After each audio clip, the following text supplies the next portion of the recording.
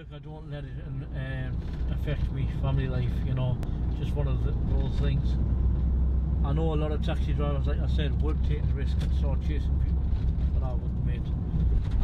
You know, for the sake of £10 or £15, even £20 or £30, I wouldn't risk my life, you know, because like I say, I've got a lovely wife and 2 lovely kids.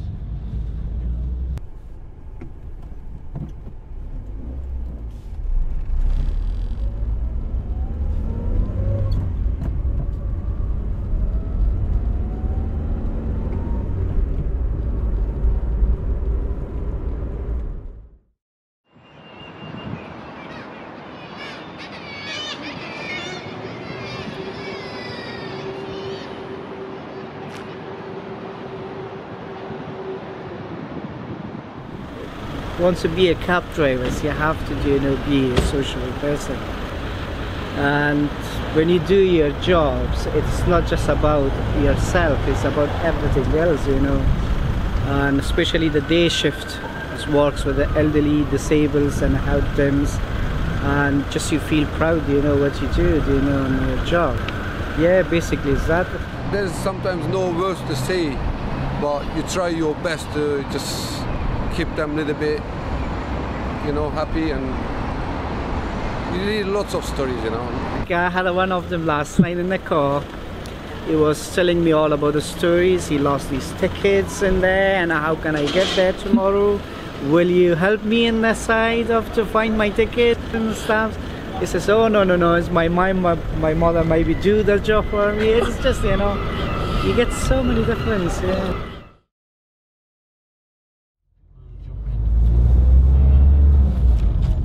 In this job you've got to be very calm. That's the first thing. As a taxi driver, you've got to be very calm. It's no good being aggressive, because those customers, half of them when you're picking up, they could be the nicest people that you've ever met during the day, but when they've had a drink they might be different.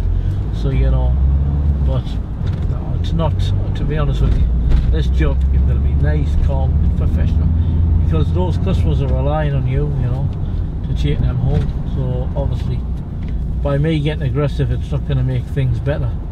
It's going to make things worse. It might end up smacking us in the face or something like that, and is it worth it? No, I don't think so. Not in my opinion. But every taxi driver has a different way of thinking. When you waste time, you're wasting money, because you can go back to the town, forget what's happened. No, it does upset you a little bit. Forget what's happening, just go and pick another fare, especially on the weekend. During the week, obviously, it takes a while. Sometimes you're waiting 45 minutes, sometimes you're waiting 50 minutes before you get a job. But especially on a weekend, if it happens, it's best to let it go, come back. I mean, incident again, I'll tell you another incident. A couple of weeks ago, picked a female up. She wanted to go to Gateshead. I said, have you got money? She says, yeah, I have, no problem, driver.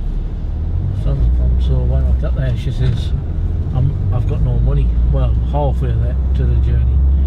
But she was drunk, I must admit. So what happened, as I was turning right, I slowed down at the traffic lights, and she just opened the door and just walked off. And then I says to her, look, you need to pay the fare. And she says, well, I haven't got the money, driver. But she says, if you take us home, I will pay. And then, because then she started getting a bit aggressive, because she was drunk. And I thought, nah. She says, my dad's going to pay, he's got plenty of money. I says, well, can you ring your dad? So I can speak to him. She goes, well, no. And I says, alright, no problem. So I left it at that. I rang the police. I says, somebody just walked out my car, for the sake, it was £8 on the meter. And what had happened when she got out of my car, she met another bloke in the street, and he just started talking around. I got a bit worried because she was drunk, and obviously this was a total stranger. I was just walking on the Gateshead High Street, started talking and started walking along with her, and we were actually going under it was like a little tunnel, like a walkway underneath the main Gateshead High Street. So I got a bit worried, and I rang the police. I says, look, this is what's happened, officer. I've picked a young lady up from the big market, and obviously she didn't have any money, she got out my car, but obviously I'm not bothered, but I'm a bit worried about her because she's drunk. And obviously there was a guy walking along the gate at High Street, and he just started walking with her, and I'm just a bit worried for her because obviously she's drunk. Because, you know, as you know, you've probably read the papers, there's a lot of times where people take advantage of vulnerable girls, you know, when they're drunk, and obviously it just worries us, you know. I wouldn't like it to happen to anybody, you know. I've got sisters and I've got like family, nieces, you know, that are young, and I wouldn't let it happen to anybody. So I know she didn't have the money, but I was still thinking of her safety, because this person, she didn't even knew, and she started walking along with him, but she was drunk.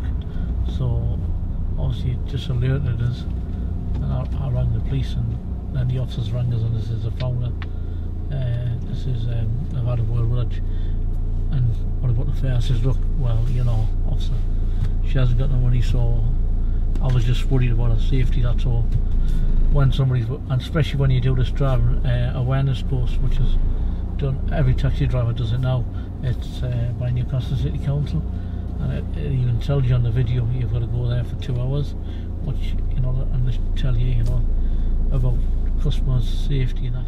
If somebody's walking on their own and you think somebody's falling on you, think you should stop and ask if she's alright. And if you still have a doubt, it's best to ring 999. Tell the police officers, you know, you think there's something going on here.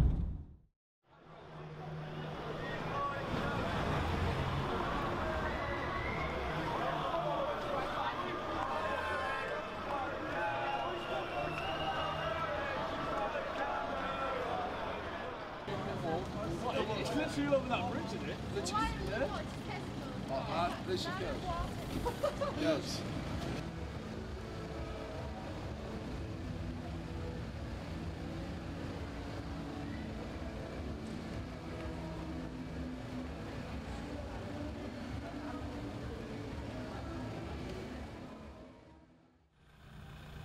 So do you feel you get to see more as a taxi driver? You know, you. Of course, mate. Of course, yeah. Yeah. Yeah. If you don't be in the town, you don't see these things at all. You know.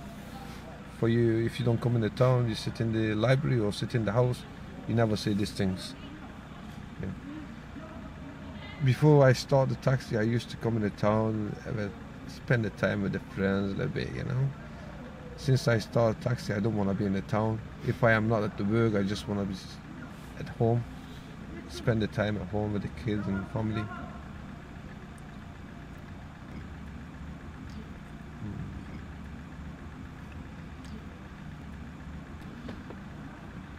If you're at a rank and you see something, there's not much you can do, is there? You know, you kind of have to see it. You can't walk away from it, really, can you? Like you're in your taxi. You kind of walk away, my friend. You know, and you're witnessing lots of things in the town as well. You know, 2 months ago I was just across the road, the first taxi, and the one bar staff had his McDonald's. It was a weekend, Thursday night, or don't know. It was a busy night. He had his McDonald's from the place, and then he was walking down. I can tell he's a bar staff. He's working the bars with the black shirts and the black trousers. And the two guys very rough, you know.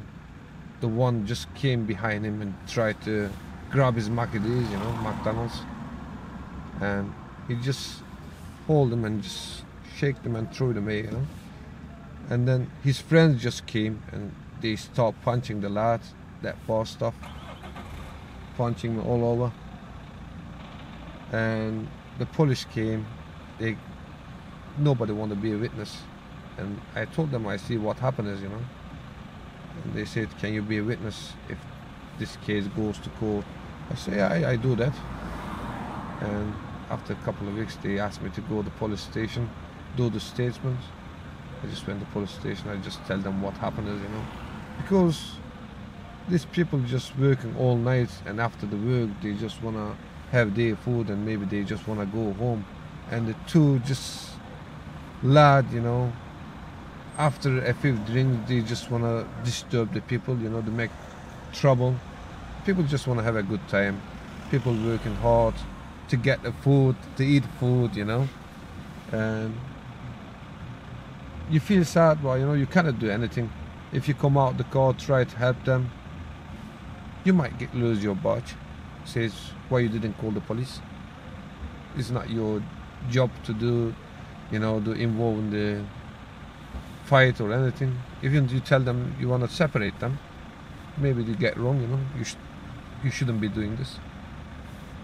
You get. And I went to the police station to do the statements. I just tell them what happened is. They say, okay, if the cause, we will let you know. They will let you know. They will write you the letter. I say, okay, that's fair enough. Yeah, you witness lots of things in the town.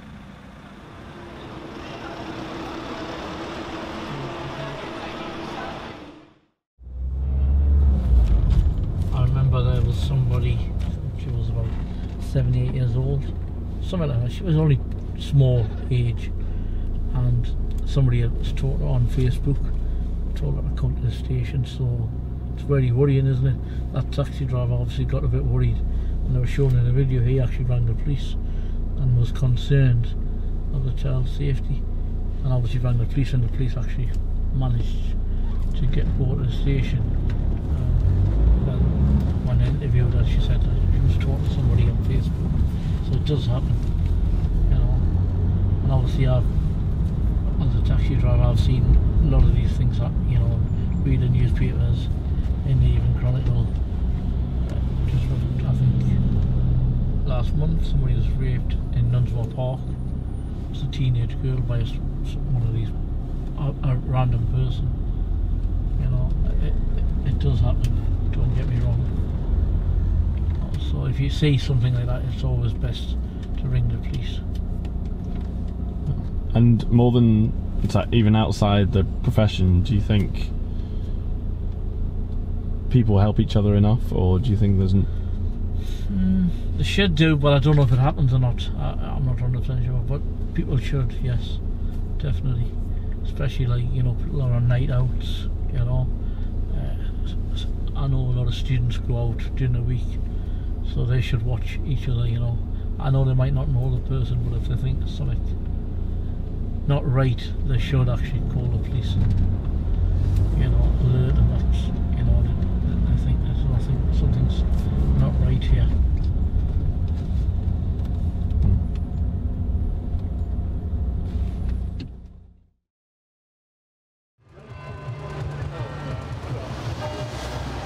So you're friends with other ones from the ranks, or how did you become friends with them? Some of them just been in the ranks, some of them is friend from the old jobs, you know. We used to work in the same restaurants, same takeaways before.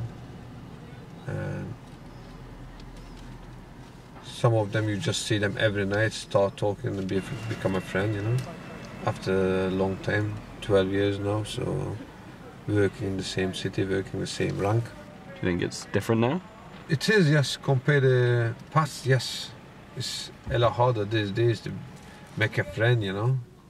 Everybody's too busy on their phones, you know. Some of them I never see them out of the car. They always sit in the car, never come out, even sitting in the rank for 1 hour, 1.5 hours.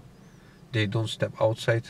They are too busy on the phone, watching the football or on the Facebook. I don't know how they do that. Some of them is really greedy. They don't care about any others. Just out for themselves? Yeah. And that's really pissy off, you know. When some people do that, you wait in 1.5 hours and the people just come in, picking the job next to you, and you took the horn, they don't even look. And that's bad, you know. You work in the same city, you always see each other, you know. Cannot do that. Everybody comes out to make money, make living. People just stab you in the back kind of thing. Yeah. It happens.